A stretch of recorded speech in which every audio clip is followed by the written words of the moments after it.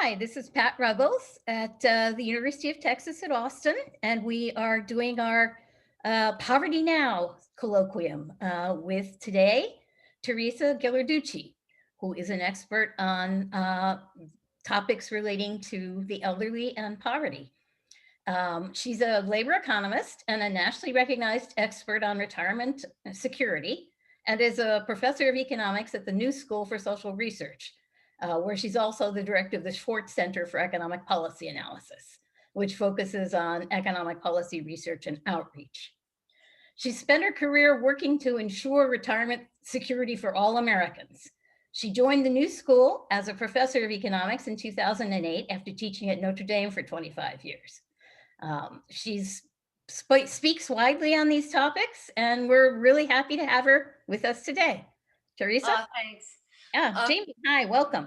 Hi, Jamie. Word to that, if I might, just because I want to welcome Teresa Ghilarducci as one of my oldest friends and an unfailing ally and leader in practically every good cause that I've been associated with over the entire length of my career. But I want to say especially that she's, of course, one of the nation's leading experts on retirement policy, on pensions, on Social Security, on the general problems of the elderly. But for me, what stands out is that she dropped everything to come and explain how to run a decent, well-structured, and non-financialized social security system to the government of China when I needed someone to do that in the early 1990s. So, Yeah. Teresa, welcome to the LBJ School, and welcome to our series on poverty now. Thank you, Jamie. It's very moving. Today is a very emotional day where we may be making history and looking forward to another New Deal. But I'm very glad today to talk about our history. And also, Jamie, the Chinese were fascinated with the American system of Social Security. They thought the entire country was filled with people who had to do it on their own. They didn't know much about Social Security. They had not heard that we had a national health insurance system, albeit for those over 65 and for the disabled. They really knew nothing about us except we were just a bunch of 401ks. Which of course half the people don't have 401ks. So I learned a lot from that trip, and I think they did too. And they have not privatized their system yet. That's right. And I think it's possible that your work was responsible for the launching of a pilot social security system in the province of Liaoning. It's hard to tell, but Um, I'd be prepared to claim credit if I were in your position. okay, that's great. Thank you. Well, yeah, a translated version of it, but they were ripe to hear it. They were ripe to hear about it, and all made sense because our system of old age income security, much of it does make sense, and there's a lot of it that is ridiculous that came later. But let's talk about the parts that make sense. Um, I want to bring us back to 1965 when President Lyndon B. Johnson signed the Medicare Act, which was a single payer system of healthcare system for all Americans over the age of 65. He fought hard, and so did Truman, President Truman. They were together when he signed the act um, to include children under the age of 18. Politics were what they were, and children were eliminated. But we had single payer for people over 65. And what President Truman had to say on that day is very important for today, where he said that this act and all of social insurance, and social insurance is where all citizens, mostly workers through workers, but their dependents, are in a system of insurance that means you're entitled to income if you face some contingent claims. Insurance for cars is that you're entitled to payment for your car being wrecked, even if you're a millionaire, um, or even if you're poor. So everybody is in an insurance plan where you get income if you meet certain requirements. And Truman, and also Johnson, contrasted that to charity. Charity is something you might need when you need it, but it's not a dignified way to get a backstop. So this is a comment that will frame the policies we have to look forward to in the next 50 years. The good news is that Social Security spending, again, the program was was established in 1935. It wasn't a New Deal program, and it had been expanding before President Johnson signed in the Medicare Act of 1965. And it does lead to old age, to the reduction of old age poverty rates. So let's just look at our country since 1960, and we can celebrate that the poverty rates, that's in red, have gone down among the elderly. They were as high as 1 out of 3, and today they're at about 9%. Now you're going to see a little different numbers later on, and so I want to stress that these are American numbers. That and I'm looking at Professor Ruggles right now, who can tell us how very conservative our official poverty rates are.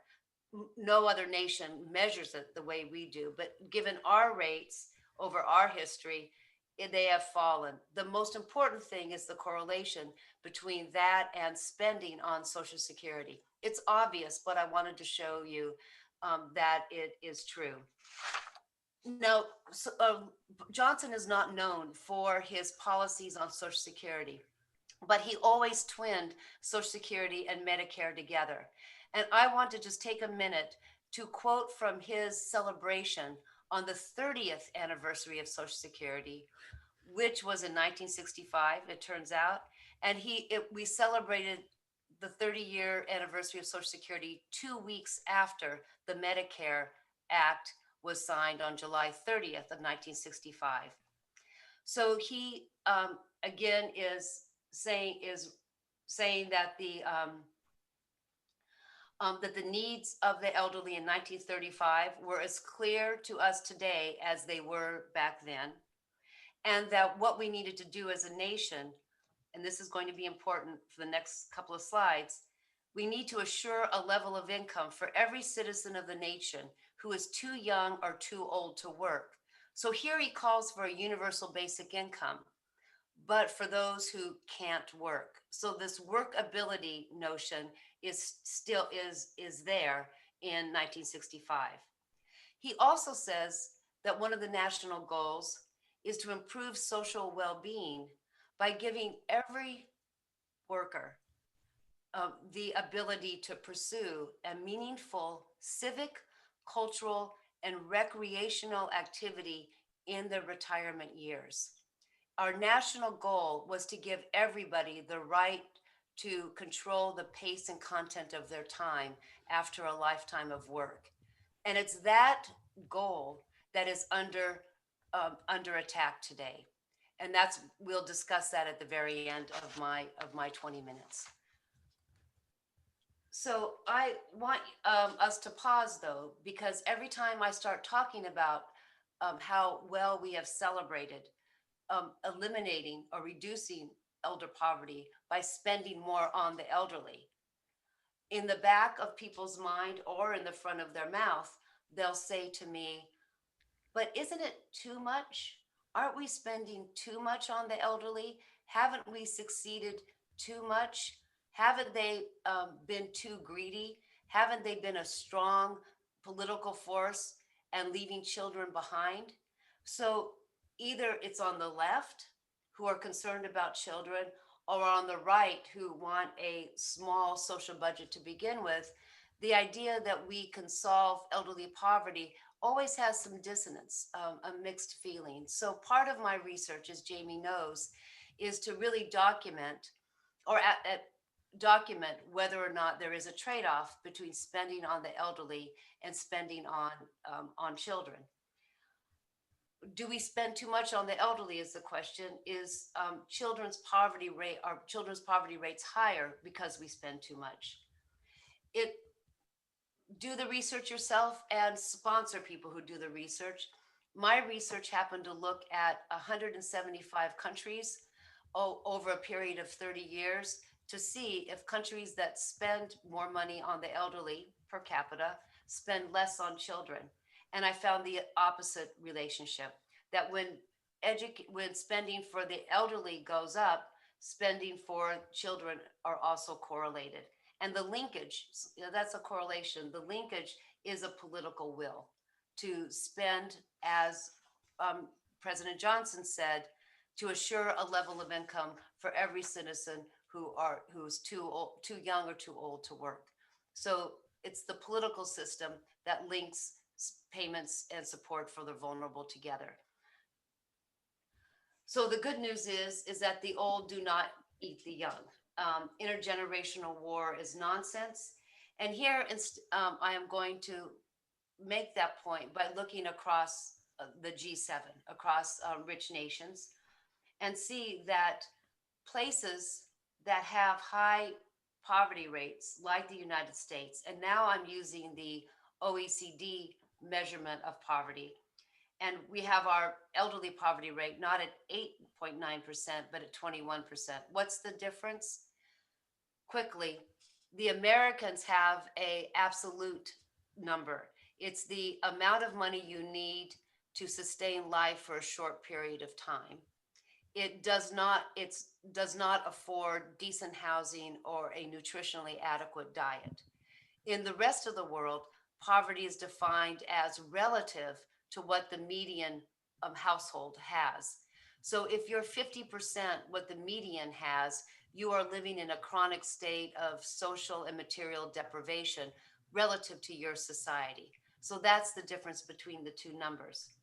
Using that universal number, you'll see that Spain tolerates a very high poverty rate among its children and a lower one for the elderly, but that's the only country where that correlation really works. The United States, and this is the point of this graph, tolerates both very high levels of relative poverty for both the young and the old. In France, they tolerate more child poverty at 11%, and they achieve very low levels of elderly poverty. The other piece of good news is that Medicare did what it was supposed to do, and that was to add to the health and well-being of a very, very vulnerable and growing part of the population. And the most direct way to prove that is that when people got health care, they did live longer. Now, other forces were adding to the longevity of the elderly. You might think it was clean water, campaigns against smoking, and you would be right. But there's two other forces that were very important that are underappreciated. One is that the extra income that the elderly got from Social Security helped increase their longevity and their healthy longevity. So it was Social Security and Medicare together that helped increase the longevity.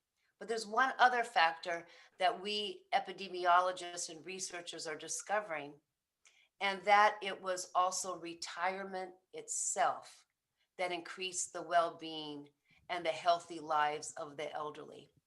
Before Social Security was passed and well into the 40s, half the people died in their boots, meaning they died while working. The ability to be able to retire and to control the pace and content of their own time improves health. So it makes the statement, we should all work longer because we are living longer, ridiculous. They aren't two separate events. We are living longer in part because we are able to retire earlier. That's especially true for men in the 1980s and 90s. And it's especially true for women now who need to retire from their nursing home jobs or their pink collar jobs. So remember, the two are not uncorrelated. Longevity goes up because of income, Medicare, and because of retirement time. The bad news is, as we sit here in 2020, the United States has an appalling commitment to reducing the chronic deprivation of life among the elderly when we compare ourselves to other rich countries. Again, I'm adding here the G7 and throwing in a few other countries as an example, Netherlands and Denmark. Here is what people who take policy classes always want to find out. What's the poverty level before the government programs come in? And what is the poverty level after the government programs and tax policy does their thing? And so the red line is what happens before there's any transfers at all from government programs. And the blue bar, I mean, sorry, the green bar is what happens after the government transfers. So let's take one of my favorite countries when I study social insurance, and that's France. So France just does everything plus two, right? So the French poverty rates among the elderly is 85, 84% before government transfers. But their commitment to ending poverty among the elderly is so great that it reduces down to 4%. Again, you can see very high levels of poverty among the elderly in all countries. Let's draw attention to the US. It's only 57% before transfers. And that's because Americans have to um, draw from a very unequally distributed sources of wealth. 401ks, IRAs, these are really programs that the top half of the income distribution have. They can draw on those, so that reduces that official poverty rate. But when government programs come in, like Social Security, you don't get as much bang for those transfers that you do in other countries. The conclusion to draw from this comparison is that we have a low government commitment to reducing poverty. One of the differences between the Trump campaign and the Biden campaign is that the Trump campaign, the Republican Party, had no platform at all for Social Security or the elderly, none.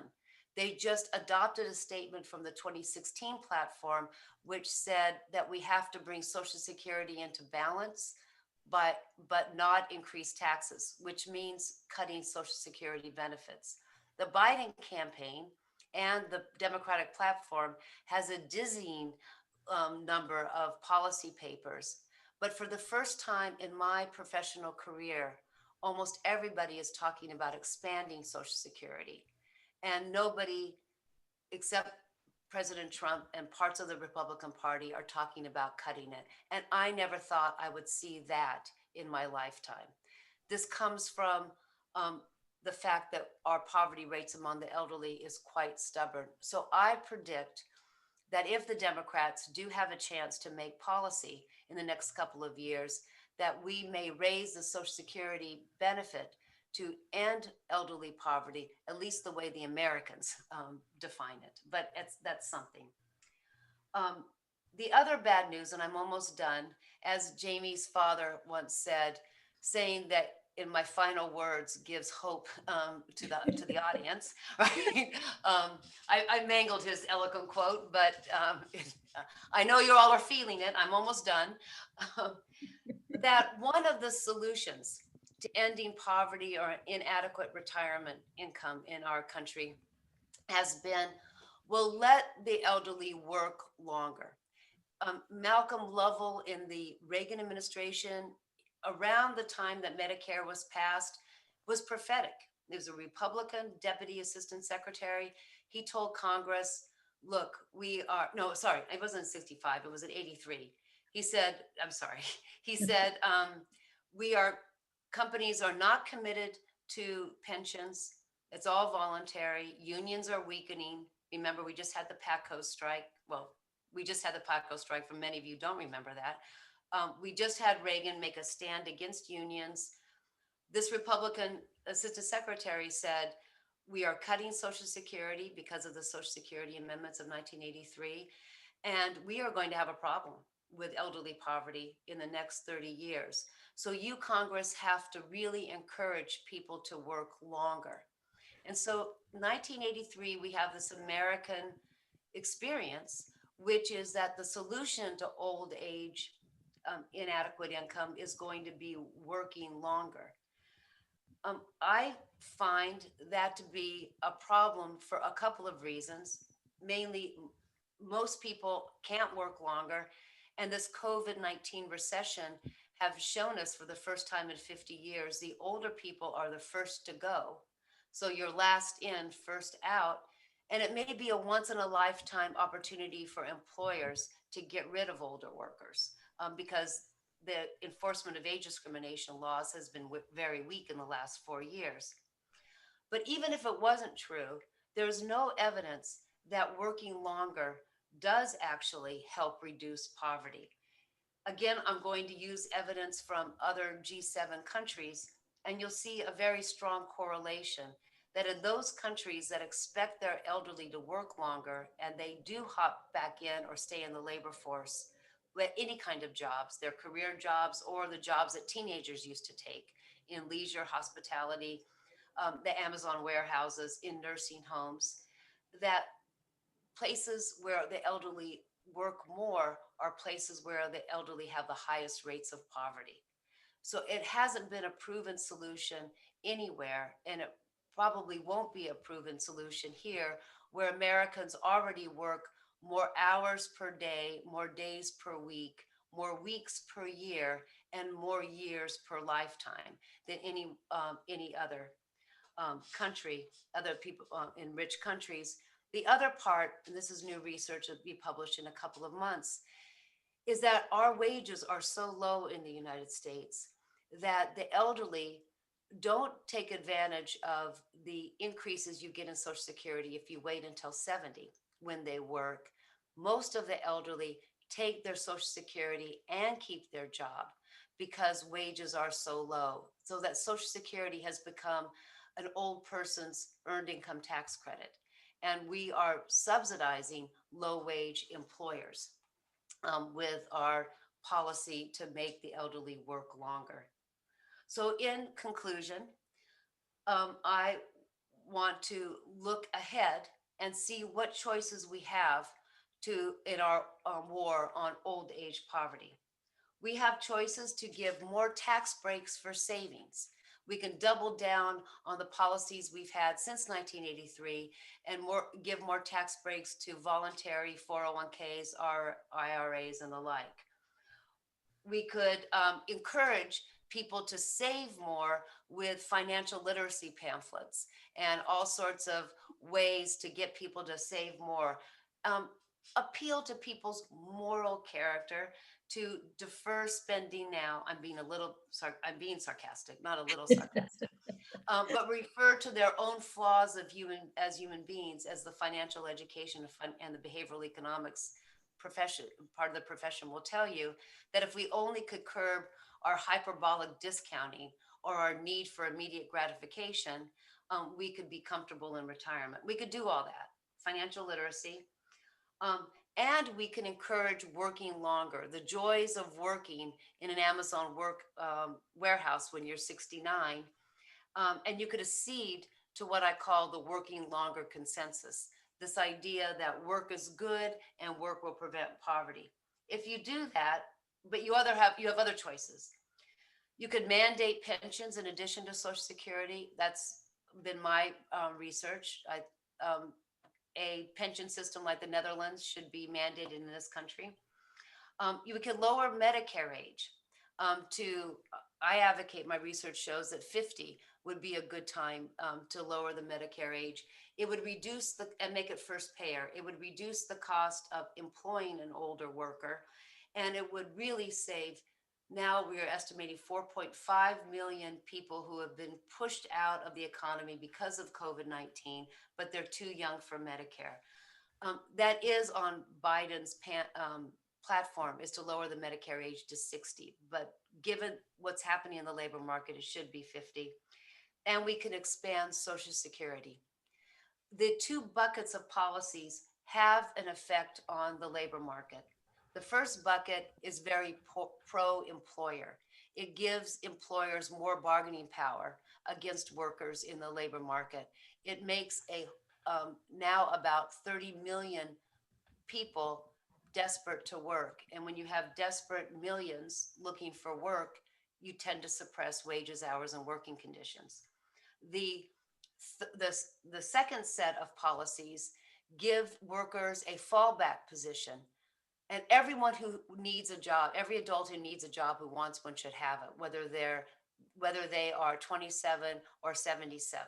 So I am not in favor of rolling back age discrimination laws, but I want to make sure that that 77-year-old is taking the job because they were lured into the labor market, because they have a good fallback position and is not desperate to work, so that we don't go back to the 1935 um, period where most people die in their boots. I agree with President Johnson that a national goal for improved social well-being is to give everybody the opportunity for the pursuit of meaningful civic, cultural, and recreational activities in their retirement years. Thanks very much. Thank you. Jamie, do you want to start the discussion, or shall I jump in here? Well, I can say a few things here. We're in a situation where our two elderly co-hosts here are complimentary. Pat can't see and I can't hear, but I'm a little better today than yesterday. Uh, and I was particularly pleased by the point that you made about the effect of Social Security payments on longevity. And I just wanted to note in passing that back in the day when you know when we were all substantially younger and the Reagan administration came into power, they were advocating something called supply side economics, which was the idea that if you cut the taxes on wealthy people, they would work harder, save more, invest more, and the economy would prosper. But it didn't apply to the other side of the ledger here. But I always thought it should. That the basic notion of supply side economics applies very well to Social Security. You give people a monthly check to buy groceries, they go out and buy groceries, and you pay them to live longer, they live longer. You cut off the payment for living longer, they don't do it. So it does tell me that at least something in my economics education was not entirely off base, and I think this point can be Jamie, that is the most ingenious not ingenious at all. It's the most that I've ever straightforward heard. application of a conservative principle that I could think of, and I can't imagine you could get any veteran of the Reagan administration to disagree with it, because it's fundamental to the philosophy they were advocating at the time. But I do want to ask you to address the other issue that always comes up. Isn't Social Security running out of money? Are we going to have to cut the Yeah. benefits in 2010, 2030, or whenever it is? Aren't we all Yeah. going to end up basically dumpster diving in order to feed ourselves? Yeah. And maybe on the side of that, what wasn't the 1983 compromise supposed to alleviate Solve those that fears? problem. Yeah. What's all that story about, Teresa? Well, okay. The 1983 compromise was to cut benefits and to raise revenues equally. And that was to help Social Security last for another 75 years. So something happened in between that, and that was income inequality, something you know very well, Jamie, that it was based on the forecast that payroll taxes would actually tax most of payroll, that most everybody, a lot of earnings would be under what's called, this is a number that you need to know if you want to know about Social Security policy, the earnings cap. The earnings cap this year is 137,900. So anybody who makes $50 million a year, and there are executives of health insurance companies that do make that amount of money, are seen by the Social Security Administration as only earning $900,000 per year. So at the time that the compromise passed, the idea was that we wouldn't have most of our income growth above the earnings cap. And so a lot of the revenue they predicted in 83 leaked away because the top 5%, 10% got most of the earnings gains. So that was one big surprise. The other big surprise was that health insurance costs so much that workers since 1983 have basically given up, when they could, their raises, their wages that would be taxed for Social Security, and have given it up for health insurance coverage, which is not taxed by Social Security. We also have not had our investments in education that we should have had, so that the productivity of the nation's workers is not as great as they expected in 1983. So what happened since 1983 is that life happens and that the predictions made in 83 didn't come to fruition, which of course the experts always knew was a possibility. What really happened was also political. There wasn't enough support in the Clinton administration or even the Obama administration, and then we lost our opportunity with Trump to raise the payroll tax for Social Security, just to bring in more revenues. And George Bush spent 8 years trying to undermine the faith that we had in Social Security, really muddying the mathematics and the story about Social Security. I want to point out that in 2005, almost every day, this was his second term. This is George Bush's second term goal was to privatize Social Security, and he met roadblocks every time people learned more about Social Security. But but Jamie, bring us back to 2020. We do have a problem. In 2035, the revenue that is now legislated to bring into the system will not be enough to pay predicted benefits. And if nothing happens, we will have to cut benefits by 25%. And we are now doing close projections of who that hurts. And it hurts the bottom 50% with such gravity. It would be the most regressive social policy we have ever seen in this country if we don't do anything to bring in more revenues to Social Security. So what you're saying that it's perhaps not entirely fair and reasonable, given that the wealthy got away with enormous increases in income without paying any Social Security tax since 1983, which is, after all, by my count, 37 years. Yeah. And in addition, the health insurance companies got away with enormous increases in their costs. That you're saying it's not entirely reasonable that this be taken out by reducing the benefits of the lower half of the elderly people. I'm not sure Yeah. exactly what to think of this, Professor Ghilarducci. But yes, your point well taken. Yeah, no, but I do think because of that, not as well said, Jamie, and I hope that next year we see it um, well said by Representative Larson and Speaker of the Senate Schumer, that the past 30 years, the Social Security system has not taxed those who have benefited most from it, and that would be health insurance companies and the wealthy, and that we need to get revenues from general revenues, kind of go off the payroll tax as the sole source of income. We've done a little bit of it, the sole source of income to the system, but also, and this is just fits on a bumper sticker, maybe we'll see bumper stickers, raise the cap. If we what's your view of the president's proposal that they get rid of the Social Security tax and do it all from general revenues? Would there be anything economically wrong with that? If you, assuming you got rid of the trust fund and you simply said, okay, we're going to pay for Yeah. this the way we pay for the defense budget. Maybe we From an economic standpoint, is there a problem? maybe we should back up a little bit and talk a little bit about how Social Security is financed, because I'm not sure our entire audience is aware of the Good idea. issues. So the other number to know, if you wanted to know anything about Social Security, you'll be very smart if you know the number 12.4. So 12.4 is the payroll tax we have now, and it's paid by the employer and the employee equally.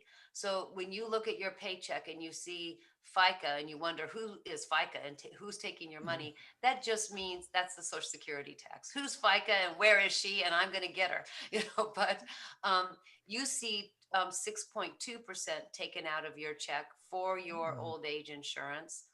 And so does the employer. Now, the economists in the room, metaphorically, will understand that really it's the employee that pays most of it. That's the tax difference between statutory taxes and tax incident. But statutorily, it's paid equally by the employer and by the employee. That money goes into the system. And if it's not enough to pay benefits, then the benefits are cut.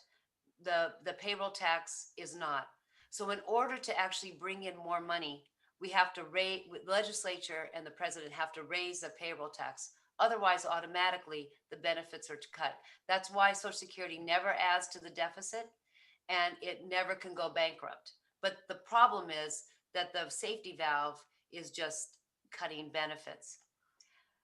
Now, the payroll tax, that 6.2 or that 12.4 stops at the earnings cap, and that's the other number you need to know. And it's indexed every year for wage inflation, and this year it's about 138,000. Right. So in other words, as long as you make less than 138,000, you're about 12.4% of your wages, one way or another, are going to be taken out of your paycheck or out of what your employer pays on your behalf. But as you move up the wage scale, it basically just stops. So that if you make a lot of money, sometime in around, say, August or July or something like that, your employer stops taking Social Security taxes out of your paycheck. That's I have a holiday Forbes blog. I post every January 1st. It's my New Year's holiday, and I recognize the people who stop paying after their hangover is done on New Year's Day. That there are substantial number of people in this country, over 1,000, who stop paying their Social Security tax on January 2nd and January 3rd because they make $137,000 per day. And that is because of the extreme inequality of earnings. And that, Professor Galbraith, does not count the people who make twice that just by getting money from the stock market or their bonds. Yeah.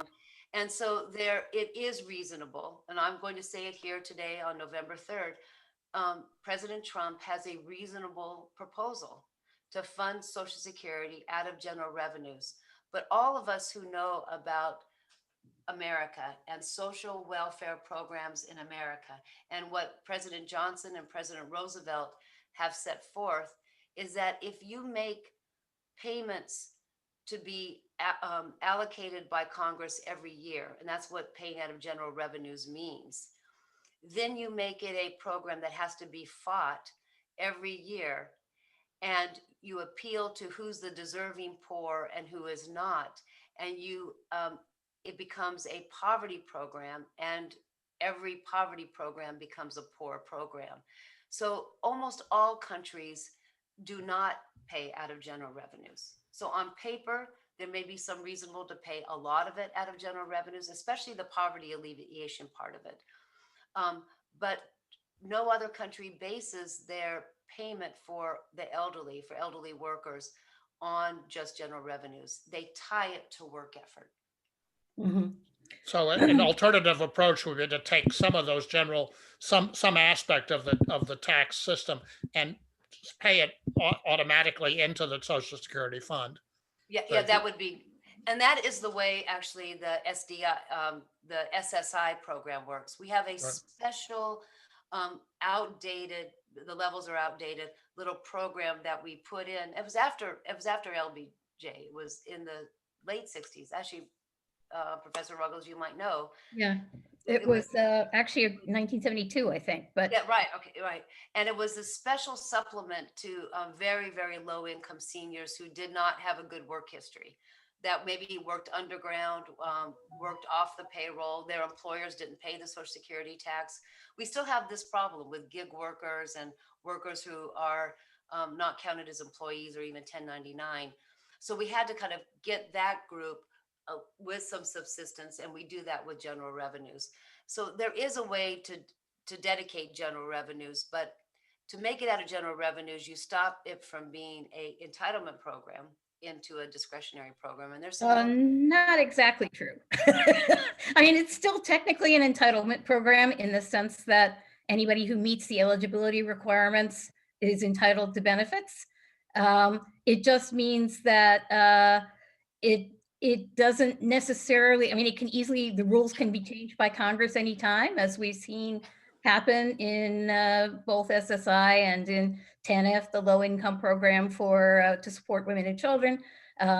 Those are all technically entitlements, but you're right that it's easier to mess around with them if they don't have the kind of protective structure that the Social Security system does. Yeah. We got a question from the audience here about if you raise the how much would you have to raise the cap on earnings or do away with it altogether on taxed earnings in order to get rid of any foreseeable problems with Social Security financing? Oh, I'm so glad I got that question because I want to sharpen my bumper sticker.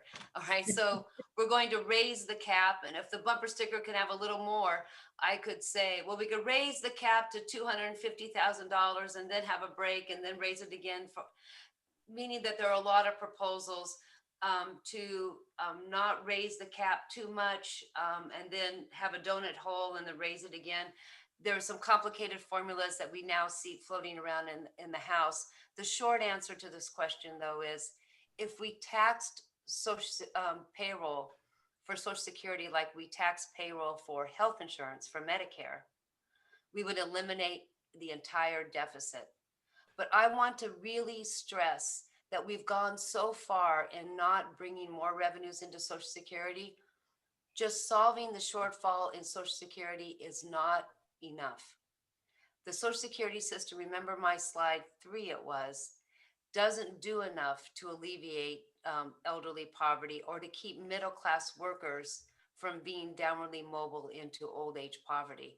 We need even more Social Security, and we need a supplemental pension system on top of Social Security where people can add more to it, where the income comes from investments, not from taxpayers, in order to get what other countries get, which are a two-layered income security system.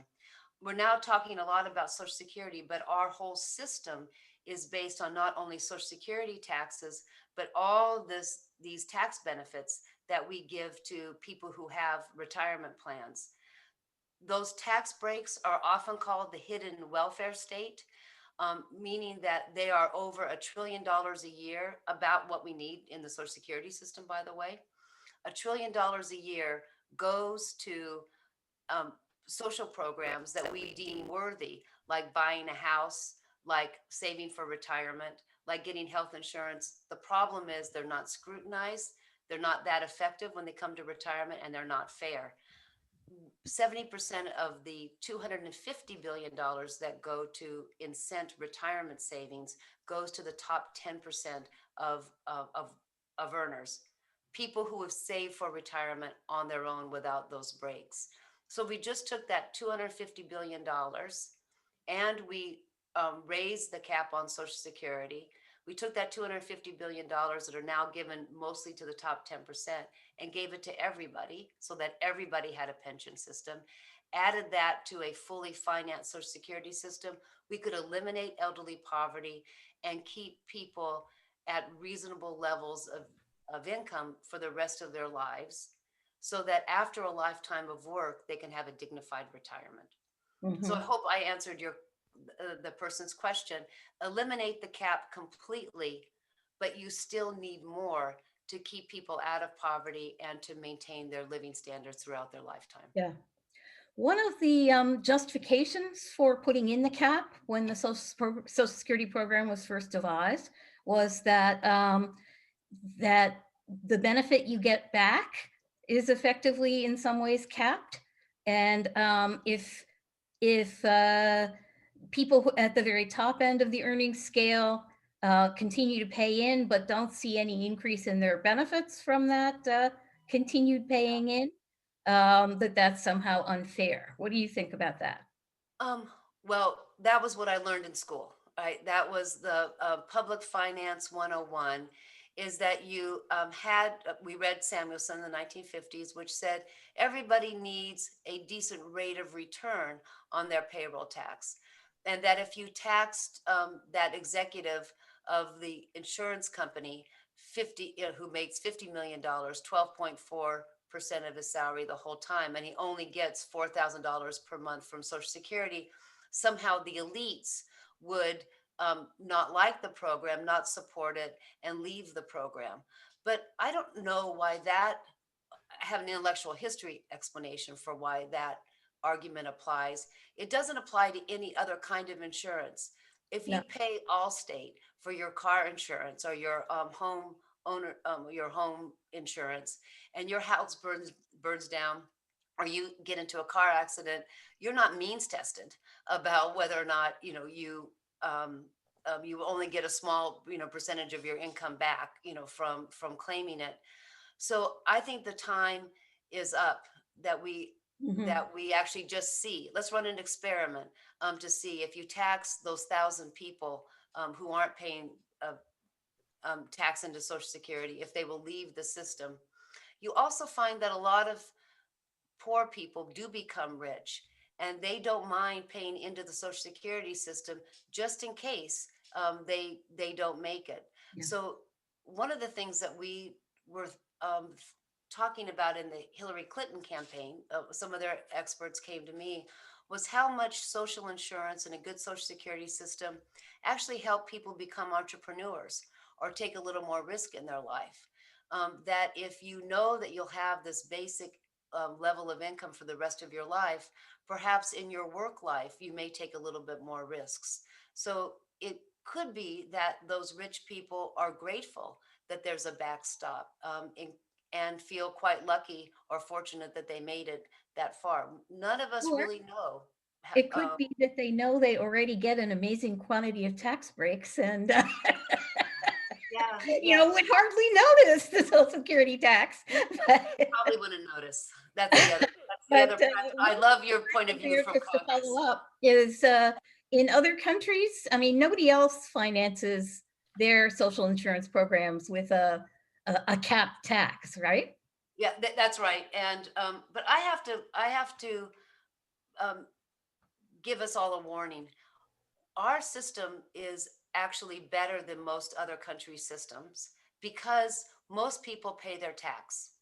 Yeah. Um, the the participation of in the Social Security system is quite universal. It's quite remarkable compared to other countries. I'm thinking about my time with the World Bank giving lectures in Italy, where people were proudful of not paying their taxes in Italy, and that could be because their marginal tax rate was quite high. That they financed at that time almost all their social insurance from a tax on labor, and it had the effect of actually people going underground, of going off books, and that's not good for democracy as well.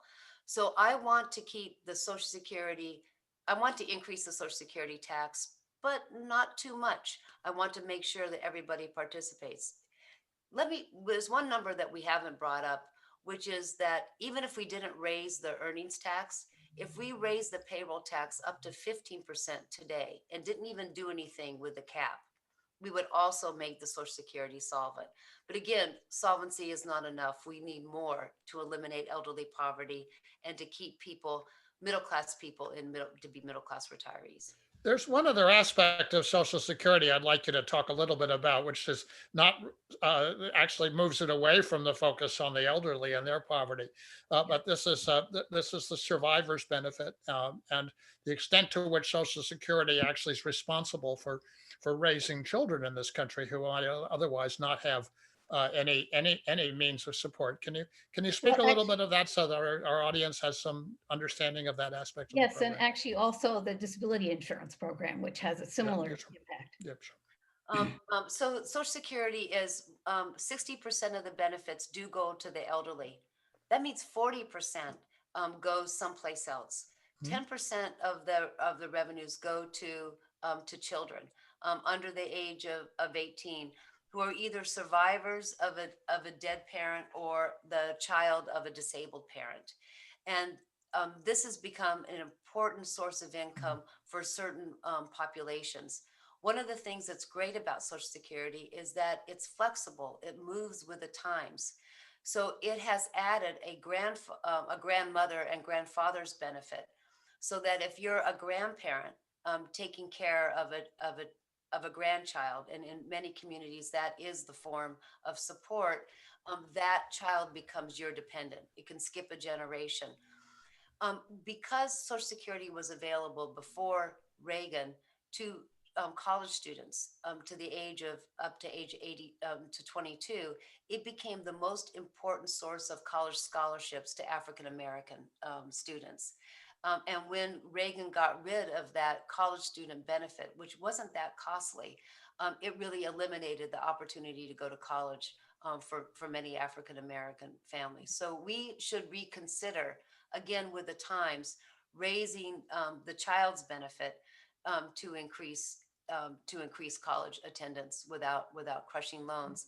The disability insurance program needs to be reformed, absolutely needs to be reformed.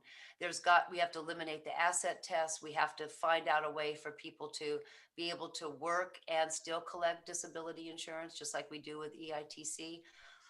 But it has really helped keep families with a disabled parent above the poverty line. It's not very good benefits, it's very low.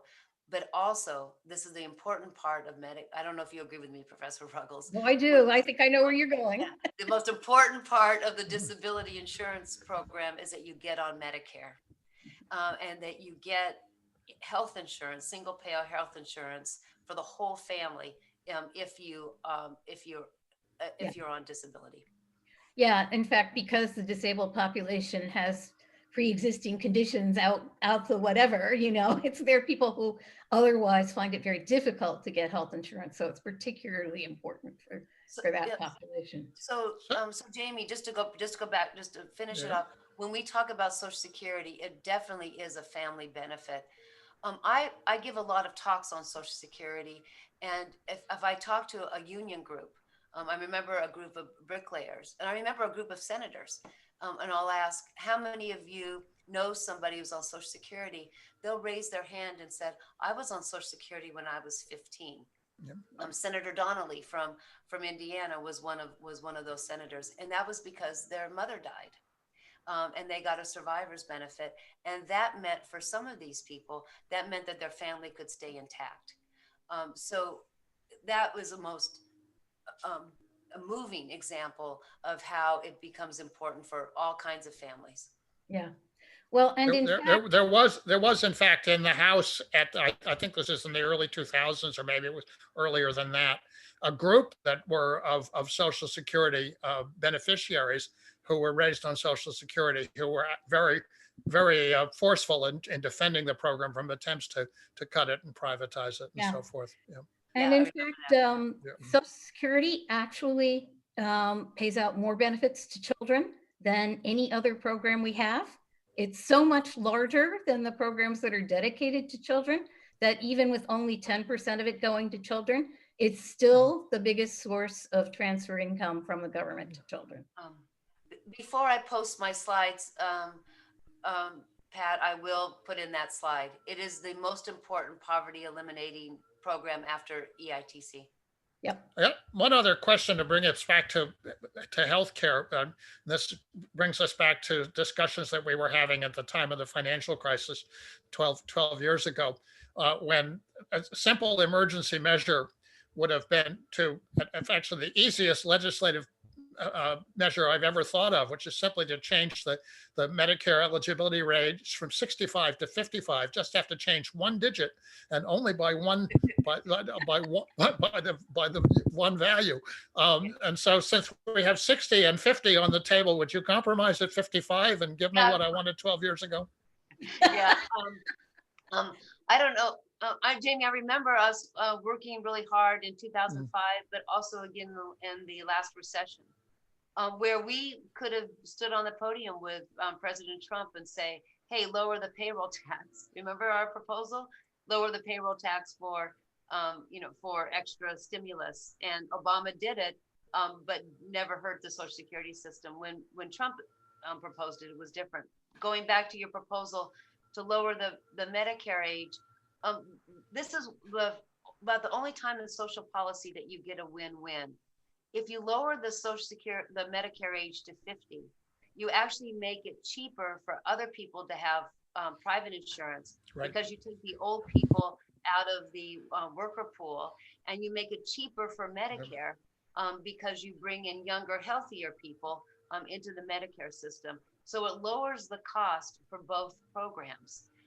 especially if you make it first payer, so that an employer of a 55-year-old would only pay the supplement for their 55-year-old worker rather than pay the whole freight. And that could lower the cost of hiring an older worker by $20,000 per year. Yeah.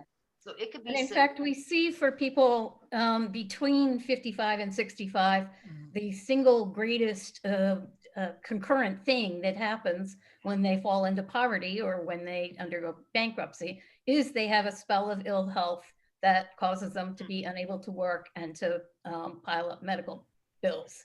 And medical bills are indeed the single biggest predictor of bankruptcy rates, particularly in that age range. So we're now doing research to show what shocks like healthcare shocks do to retirement security, because not only do they rack up the bills, the first thing they do is take money out of their retirement plan. So they just really take from their future self to backstop, and it's job loss, it's earnings loss, it's hours loss, it's a divorce, it's stuff that happens that really imperils retirement security. And what we talked about the last hour is that taking money away from the elderly not only just affects their wealth, it also affects their health. If we raise income, we improve longevity. If we take away income or make it more stressful, we're going to actually reverse our gains in longevity. And that, if that is just a basic measure of human decency and progress, we're going backwards. Okay, and on that note, we've come up to the 1 o'clock hour. I guess 2 o'clock where you are, Teresa, and I want to say this has been an exceptional conversation, and also not only informative but lively, and covering a great deal of territory, and I think in a very useful and important way on a topic which is central to the question that we've been examining over the course of this series on poverty now. So I want to say on behalf of Patricia, myself, the LBJ School, our audience, and those who are going to be watching this online later, thank you very, very much indeed. Thank you. I hope that we do this in a year to see what kinds of progress we might make in a year.